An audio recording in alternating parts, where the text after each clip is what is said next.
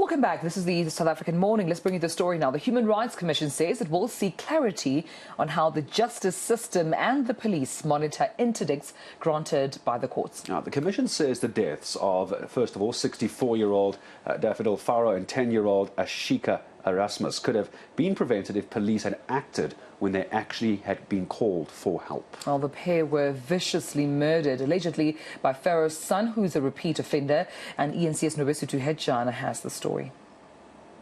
And even if the justice fails us again by releasing him, if I find him, I'm honest with you, I'd kill him. I would kill him myself. I would kill him myself, even though I know it's not going to bring back my mom or my daughter.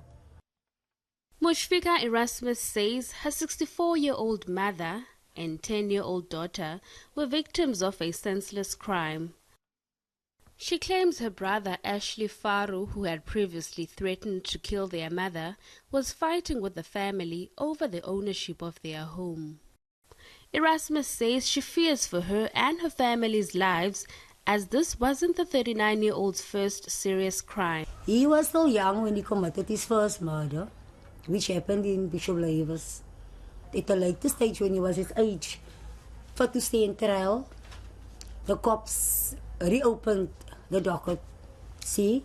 So for that murder, he got 10 years, which he didn't complete the 10 years in prison, got out on parole, which he didn't complete his parole outside, which led that he committed another crime, went back to prison.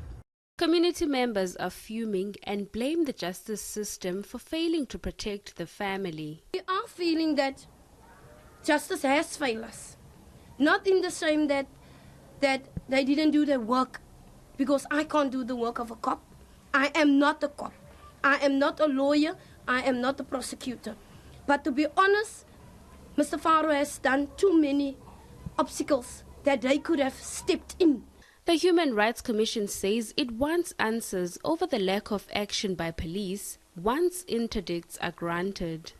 We'll be speaking to the Department of Justice, particularly the Family Advocate Division, and secondly also with the South African Police Services, and ask them, there are so many cases where people get interdicts and people go and complain about the violation of those interdicts, and then people got killed. So we need to find out how best the Department of Justice, the Department of South African Police Services, including the CPFs and all of this, monitors these interdicts. Nissen says while everyone has the right to parole, the justice system should to revisit who is being considered for parole.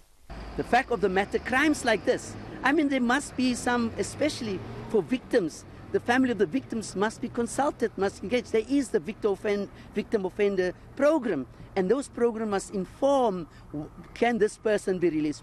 Faro will appear in court on Thursday.